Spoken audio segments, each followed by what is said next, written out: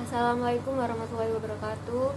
Yang terhormat Bapak Vicky Fendi, SAMSC selaku dosen pengampu dari mata kuliah analisis laporan keuangan kelas L, dan Bapak Dr. Giden Setio, BMSI JFRA. Di sini kami dari kelompok 2 akan mempresentasikan mengenai chapter 2, yaitu pelaporan dan analisis keuangan. Sebelumnya izinkan kami memperkenalkan diri terlebih dahulu. Dengan saya sendiri, Revina Khuludunisa Ramadina dengan NPM akhiran 160, Ada Suci Nurul Khotimah dengan NPM akhiran 157, Ahmad Zaki Zain dengan NPM akhiran 244, Rizaldi Ardiansyah dengan NPM akhiran 281, Rifki Dwi Noviansyah dengan NPM akhiran 312, dan yang terakhir Devina Putri Wardani dengan NPM 358. Di bagian ini saya akan menjelaskan tentang lingkungan pelaporan, yaitu laporan keuangan merupakan produk yang paling penting dari lingkungan pelaporan keuangan, sebuah informasi dalam laporan keuangan yang dinilai relatif terhadap yang pertama, kebutuhan informasi penggunaan laporan keuangan, yang kedua, sumber informasi alternatif seperti data ekonomi, data industri, laporan analisis, dan pengungkapan sukarela oleh manajer. Dan yang selanjutnya yaitu tentang laporan keuangan wajib, yaitu laporan keuangan wajib merupakan bagian terpenting dari proses laporan keuangan. Meskipun telah mengenal laporan keuangan ini, khususnya laporan keuangan tahunan, terdapat laporan keuangan penting yang wajib perlu dikaji oleh analisis, yaitu ada 3 kategori laporan keuangan tersebut. Pada bagian yang pertama yaitu pada laporan keuangan, yang kedua pengumuman laba, yang ketiga laporan wajib lainnya. Dan yang selanjutnya yaitu penjelasan dari laporan keuangan, yaitu laporan tahunan ini berfungsi untuk mempublikasikan produk dan jasa dan pencapaian perusahaan kepada pemegang saham dan pihak lain, dan di mana perusahaan publik harus mengajukan SIC, yaitu laporan tahunan tersebut meliputi sebagian besar informasi dalam laporan Form 10K. Namun karena Form 10K biasanya berisi informasi relevan yang tidak terdapat dalam laporan tahunan, maka laporan tahunan adalah praktik yang baik untuk memperoleh salinan secara berkala. Dan yang selanjutnya adalah pada saat menganalisis informasi triwulan perlu mengakui 2 faktor penting sebagai berikut. Yang pertama yaitu musiman atau seasonality. Ketika menganalisis tren kecenderungan perlu dipertimbangkan dampak musiman. Misalnya yang pertama, perusahaan retail membuat banyak pendapatan dan laba triwulan ke-4 tahunan kalender. Ini berarti analisis sering melakukan perbandingan dengan triwulan yang sama dari tahun sebelumnya. Yang kedua yaitu penyesuaian akhir tahun, yaitu year-end adjustment. Perusahaan seringkali melakukan penyesuaiannya, misalnya penghapusan persediaan pada kuartal akhir. Dan yang selanjutnya di sini yaitu penjelasan dari pengumuman laba sendiri, yaitu laporan keuangan tahunan dan triwulan kuartalan dibuat untuk publik hanya setelah laporan keuangan tersebut disusun dan diaudit. Dan jeda waktu ini biasanya berkisaran 1 hingga 6 minggu, namun perusahaan hampir selesai merilis informasi ringkasan penting kepada publik terlebih dahulu melalui pengumuman laba. Dan yang kedua yaitu laporan wajib lainnya. Selain laporan keuangan, perusahaan harus mengajukan laporan lain dengan SAC. Beberapa laporan yang lebih penting adalah pernyataan proksi yang harus dikirim bersama dengan pemberitahuan rapat tahunan pemegang saham. Dan pada pengajuan laporan utama ke SIC, ini terdapat 3 bagian. Bagian pertama yaitu membuat anggaran bulanan, pendapatan diakui ketika diterima dan beban diakui ketika terjadi, dan biaya historis dan nilai wajar. Pada bagian kedua, deskripsi. Yang pertama yaitu laporan tahunan, kedua laporan kuartalan, yang ketiga pernyataan pendaftaran atau laporan emiten asing, yang keempat laporan tahunan berjalan, yang kelima pernyataan proksi, yang keenam prospektus. Dan pada bagian ketiga, simpan uang kembalian. Yang pertama, laporan keuangan tahunan yang diaudit dan manajemen diskusi dan analisis. Yang kedua, laporan keuangan kuartalan serta analisis diskusi manajemen. Yang ketiga, rekonsiliasi laporan yang non-as menjadi laporan yang menggunakan GGAPAIS. Yang keempat, laporan diajukan 15 hari. Yang kelima, perincian direksi kepemilikan manajerial. Dan yang selanjutnya di sini ada 4 faktor yang mempengaruhi laporan keuangan wajib, diantaranya yaitu GGAP. GGAP sendiri ini penjelasannya yaitu laporan keuangan yang disusun sesuai dengan GGAP yang merupakan aturan dan pedoman keuangan akuntansi. Aturan ini merupakan kebijakan pengukuran dan pengakuan seperti bagaimana aset diukur, kapan terjadi isabilitas, dan kapan pendapatan dan keuntungan diakui, serta kapan terjadinya beban dan kerugian. Yang kedua itu manajer. Manajer memiliki kendali tertinggi atas integritas sistem akuntansi dan catatan keuangan yang membentuk laporan keuangan.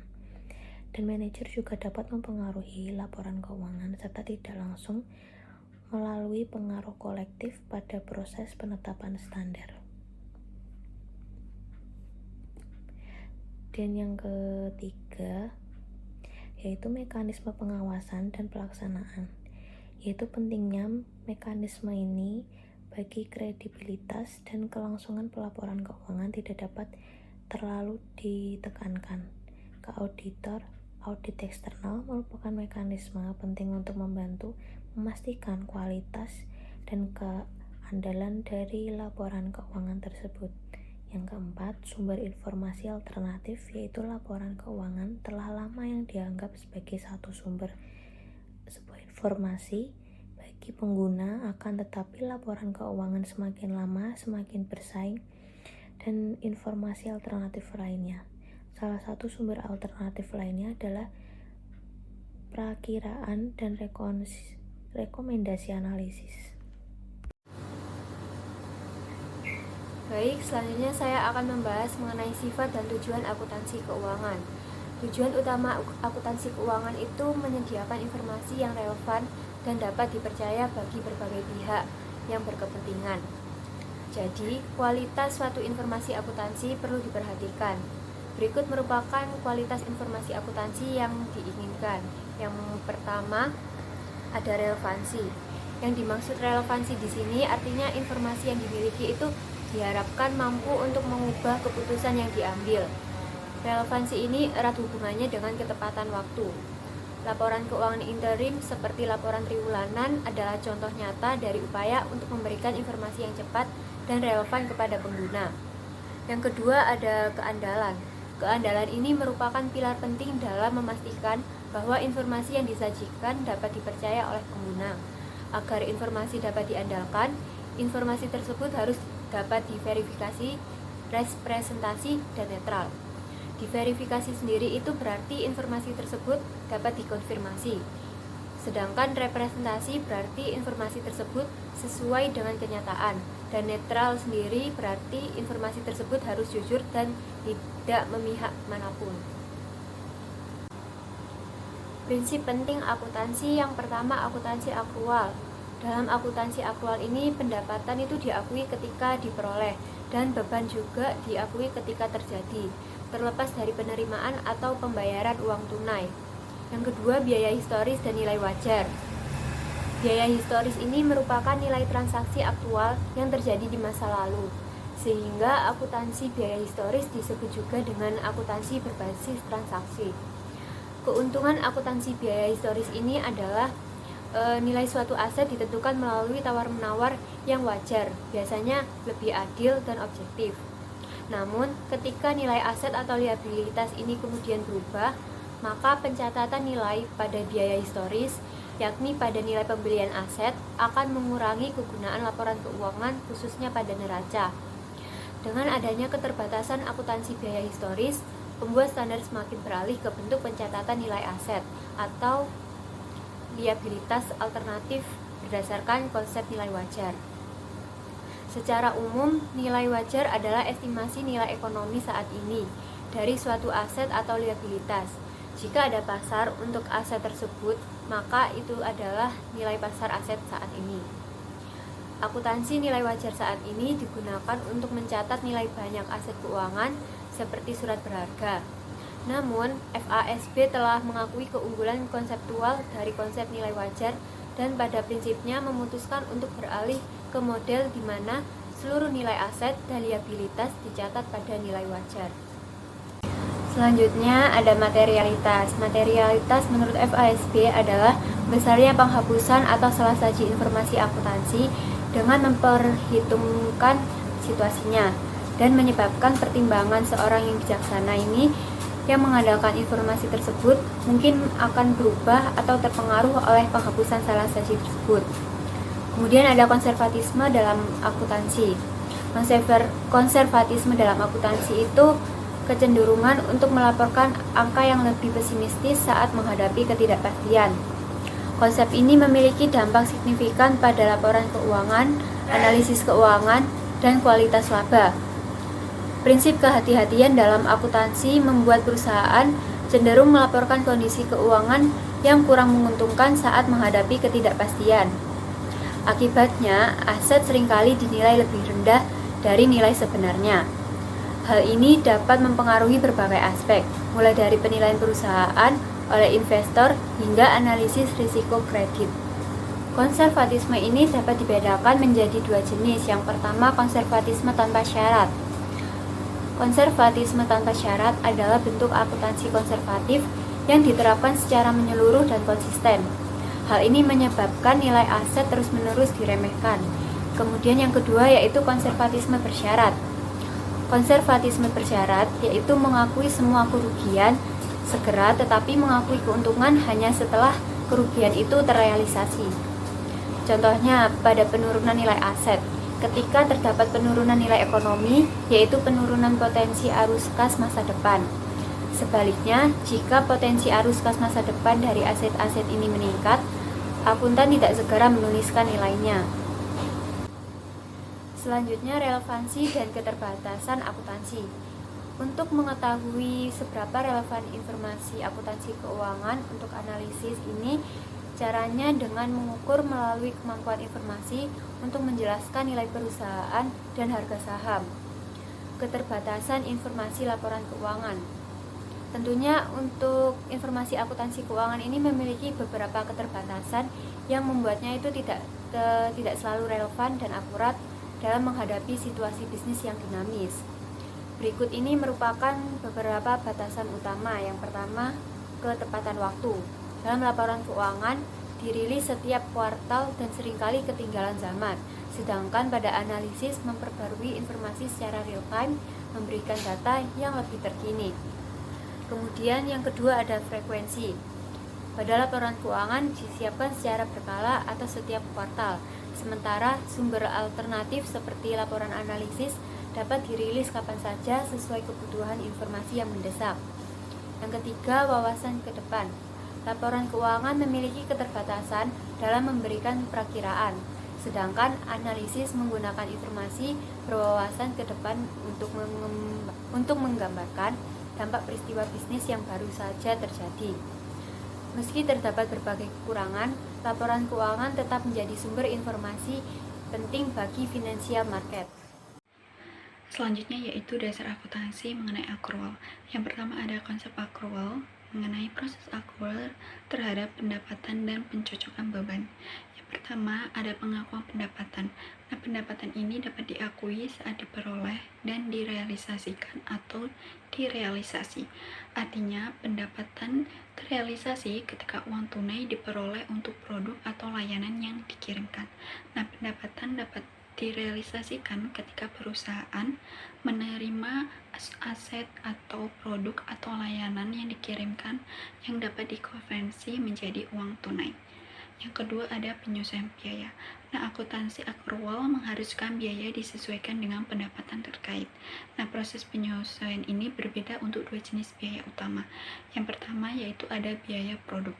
Nah, biaya produk ini merupakan biaya yang timbul dalam produksi suatu produk atau jasa.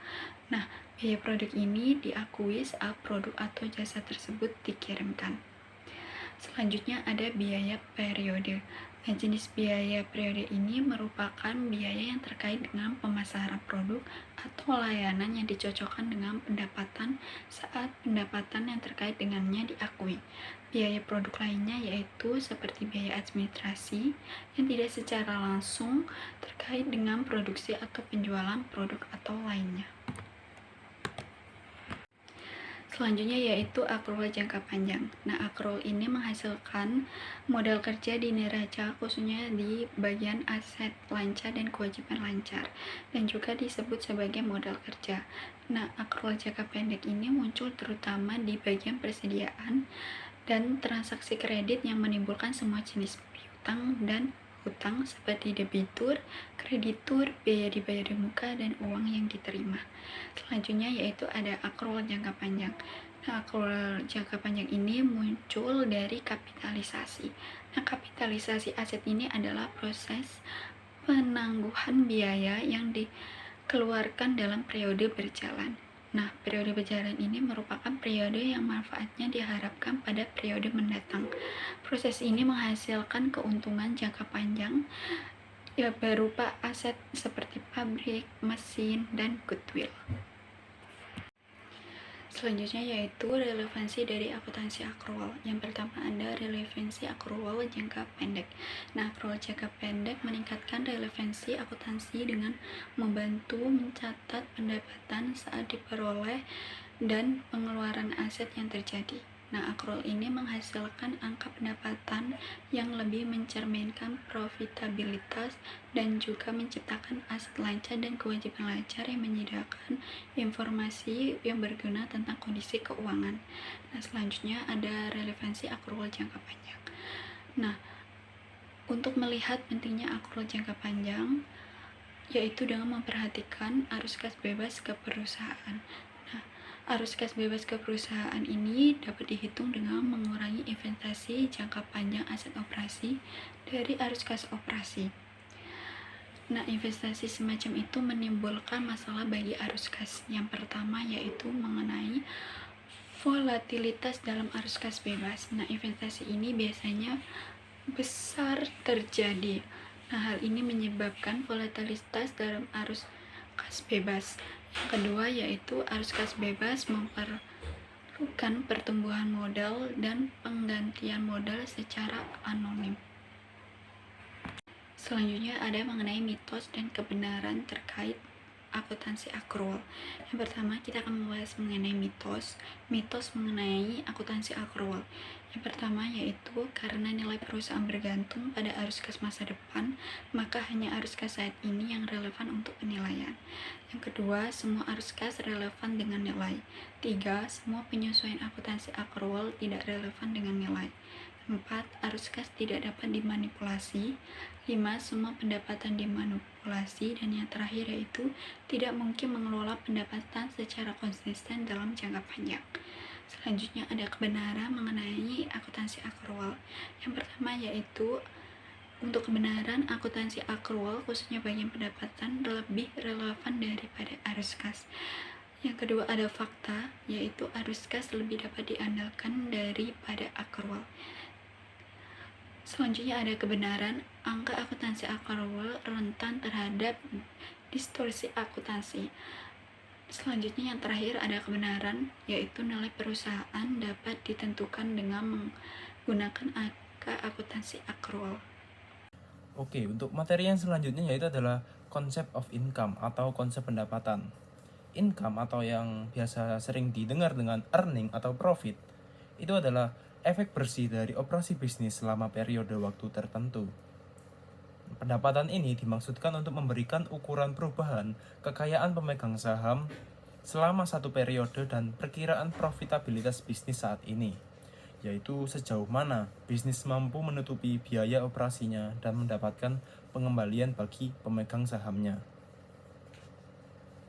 Untuk yang selanjutnya yaitu konsep ekonomi pendapatan.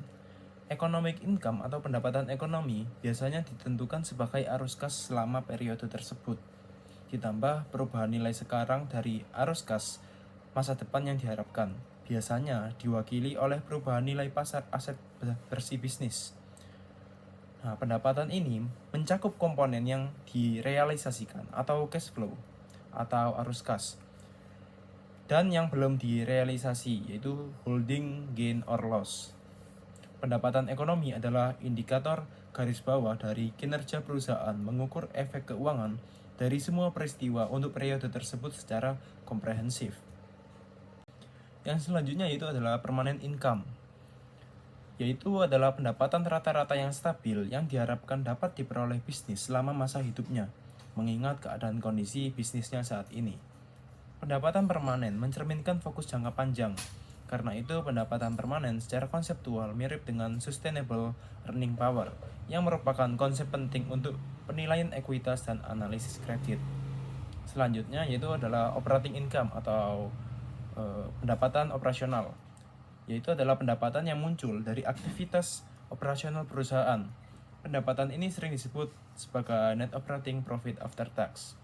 Nah, pendapatan operasional ini tidak termasuk semua pengeluaran atau pendapatan yang timbul dari kegiatan pembiayaan bisnis atau fungsi perbendaharaan seperti biaya bunga dan pendapatan investasi yang secara kolektif disebut sebagai non-operating income. Untuk yang selanjutnya itu adalah konsep akuntansi pendapatan. Accounting income atau reported income didasarkan pada konsep akuntansi accrual. Sementara pendapatan akuntansi mencerminkan aspek-aspek pendapatan ekonomi dan pendapatan permanen. Itu tidak dimaksudkan untuk mengukur salah satu konsep pendapatan. Untuk pengukuran pendapatan itu dilaksanakan dalam 2 tahap, yaitu adalah pengakuan dan pencocokan pendapatan. Terdapat 2 kondisi yang diperlukan untuk pengakuan. Yang pertama yaitu pendapatan itu harus terrealisasi atau dapat direalisasikan. Jadi perusahaan harus menerima uang tunai atau komitmen yang dapat diandalkan untuk mengirimkan uang tunai, seperti halnya piutang yang sah. Yang kedua, pendapatan itu harus diperoleh. Jadi perusahaan harus telah menyelesaikan semua kewajibannya kepada pembeli. Setelah pendapatannya diakui, biaya terkait itu dicocokkan dengan pendapatan yang diakui untuk menghasilkan pendapatan. Perlu diperhatikan juga bahwa pengeluaran dikeluarkan ketika peristiwa ekonomi terkait terjadi, belum tentu ketika arus kas keluar terjadi. Itu yang selanjutnya yaitu accounting vs economic income. Akuntansi accrual mengubah arus kas menjadi ukuran pendapatan. Pendapatan ekonomi ini berbeda dari arus kas karena tidak hanya mencakup arus kas saat ini, tetapi juga perubahan nilai sekarang dari arus kas masa depan. Demikian pula, akuntansi accrual mencoba untuk mendapatkan ukuran pendapatan yang tidak hanya mempertimbangkan arus kas saat ini, tetapi juga implikasi arus kas masa depan dari transaksi saat ini. Misalnya, akuntansi accrual mengenali arus kas masa depan dari penjualan kredit dengan melaporkan pendapatan ketika penjualan selesai dan sebelum uang tunai diterima.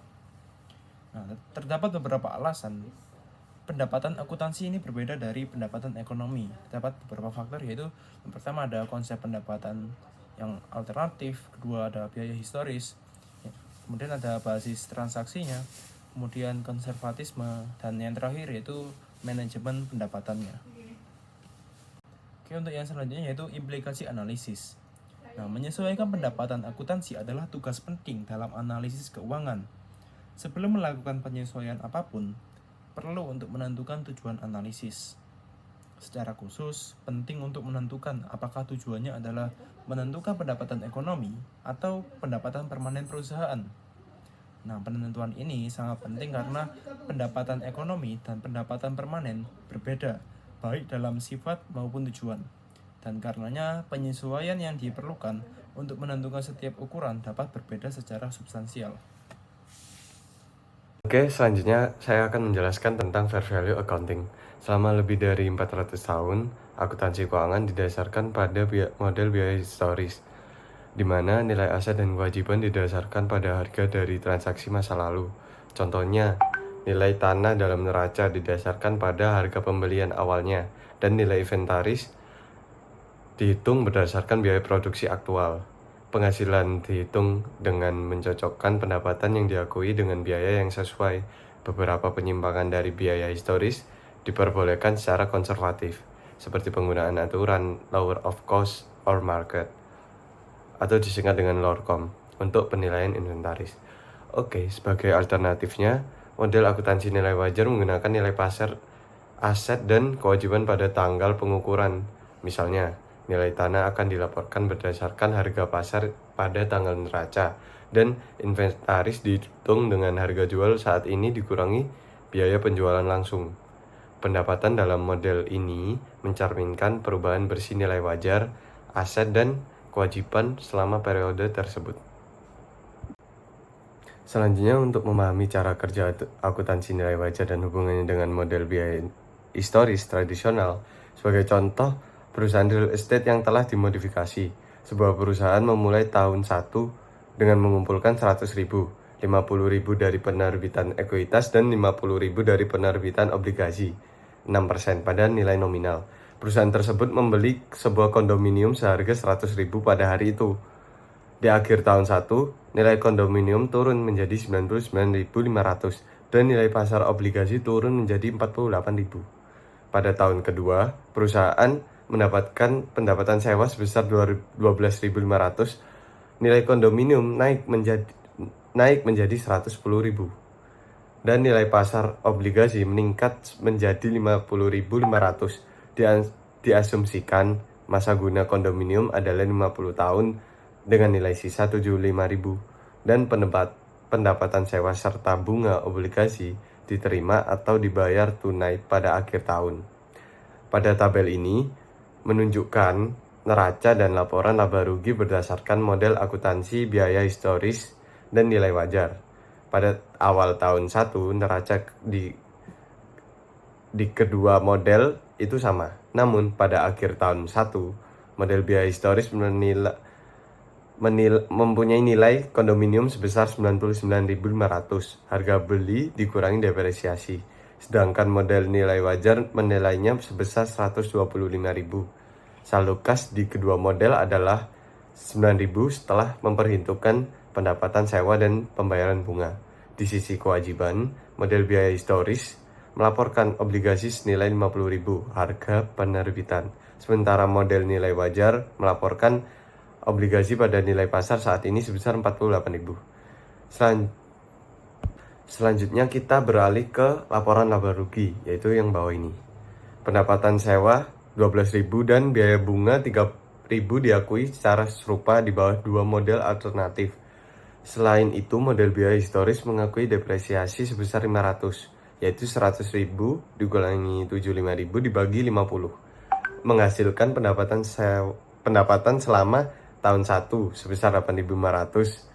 Model nilai wajar tidak mengakui depresiasi. Sebaliknya, model ini mengakui keuntungan yang belum direalisasi sebesar 25.000 untuk dicatat apresiasi dalam nilai kondominium sepanjang tahun. Selain itu, model nilai wajar juga mengakui keuntungan yang belum direalisasikan sebesar 2.000 yang terkait dengan penurunan nilai obligasi. Oleh karena itu, pendapatan di bawah model akuntansi nilai wajar untuk tahun 1 adalah 36.000. Ekuitas pemegang saham pada akhir tahun 1 sama dengan ekuitas pemegang saham pembukaan ditambah pendapatan. Untuk memahami bagaimana akuntansi nilai wajar berkembang dari waktu ke waktu, kami juga memeriksa tahun kedua pendapatan. Pada tahun 2, di bawah model biaya historis adalah 9.000. Peningkatan 500 dibandingkan tahun 1 mencerminkan peningkatan pendapatan sewa.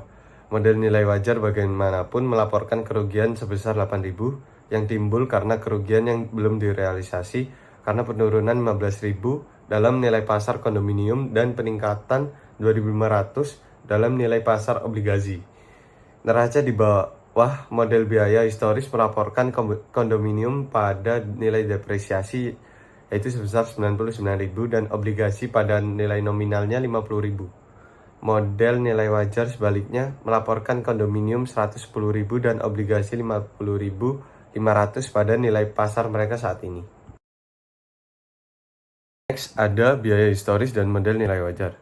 Selanjutnya saya akan menunjukkan bahwa neraca dan laporan laba rugi berkembang secara berbeda di bawah model biaya historis dan nilai wajar. Perbedaan ini terjadi karena logika yang berbeda antara kedua model. Pertama, ada transaksi versus penilaian saat ini. Model biaya historis menentukan nilai aset dan kewajiban berdasarkan transaksi masa lalu tanpa memperhatikan kondisi ekonomi saat ini. Sebaliknya, model nilai wajar memperbarui nilai aset dan kewajiban berdasarkan nilai pasar saat ini meskipun tidak ada transaksi yang nyata. Kedua, biaya versus pasar. Penilaian biaya historis didasarkan pada biaya yang dikeluarkan bisnis, sementara nilai wajar didasarkan pada penilaian pasar.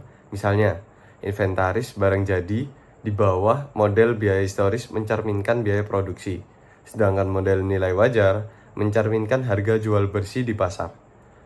Yang terakhir, ada pendekatan penghasilan alternatif. Model biaya historis menghitung penghasilan dengan mencocokkan biaya dengan pendapatan yang diakui. Sedangkan dalam model nilai wajar, penghasilan dihitung dari perubahan bersih nilai aset dan kewajiban. Baik, untuk selanjutnya terdapat pertimbangan dalam mengukur nilai wajar. Yang akan dibahas pertama yaitu hierarki input. Untuk hierarki input ini sendiri terdapat 3 level.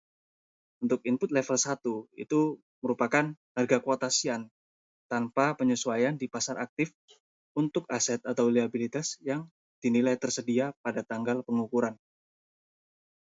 Lalu ada input level 2. Input ini merupakan input selain harga kuotasian yang termasuk di dalam level 1 dan bisa diobservasi untuk aset baik secara langsung maupun tidak langsung.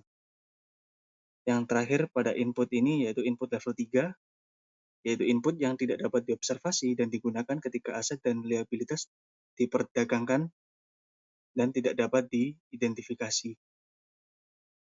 Selanjutnya, terdapat teknik penilaian. Teknik penilaian ini terdapat 3 pendekatan.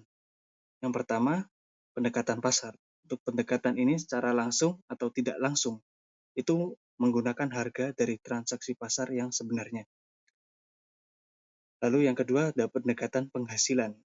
Pendekatan penghasilan ini nilai wajar diukur dengan mendiskontokan ekspektasi arus kas atau pendapatan di masa depan ke periode saat ini. Lalu yang terakhir terdapat pendekatan biaya. Pendekatan biaya itu digunakan untuk menentukan biaya penggantian saat ini dari suatu aset, yaitu menentukan biaya penggantian kapasitas layanan aset yang tersisa.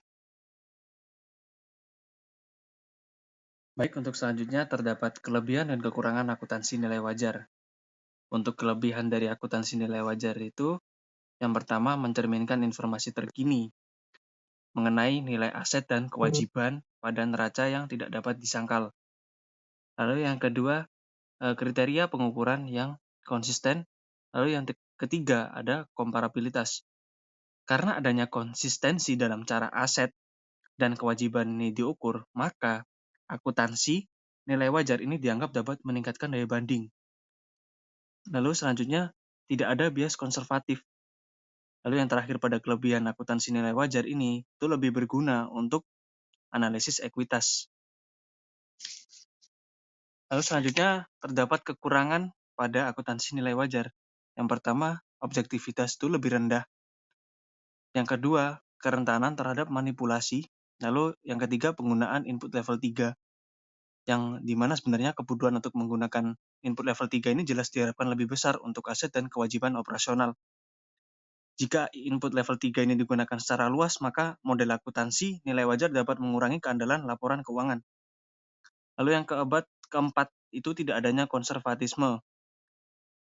Lalu yang kelima, volatilitas laba yang berlebihan. Untuk selanjutnya, terdapat masalah-masalah yang perlu dipertimbangkan dalam menganalisis laporan keuangan yang dibuat dengan model nilai wajar, yaitu berfokus pada laporan posisi keuangan, selanjutnya menyatakan kembali laba, lalu menganalisis penggunaan input, setelah itu menganalisis liabilitas keuangan. Oke, baik, untuk selanjutnya terdapat status terkini pengadopsian nilai wajar. Nah, saat ini akuntansi nilai wajar itu dapat diterapkan untuk aset dan utang keuangan dalam arti luas. Nah, SFAS 157 itu tidak menetapkan aset dan liabilitas baru yang harus menggunakan model nilai wajar. Namun SFAS 159 baru-baru ini itu mengizinkan untuk perusahaan itu mengadopsi akuntansi nilai wajar untuk aset dan liabilitas keuangan mereka sendiri. Jadi aset dan liabilitas ini tuh mencakup kewajiban utang, instrumen keuangan, investasi, dan efek yang dapat diperdagangkan. Sekian presentasi dari kelompok 2. Jika ada salah kata mohon dimaafkan. Wassalamualaikum warahmatullahi wabarakatuh.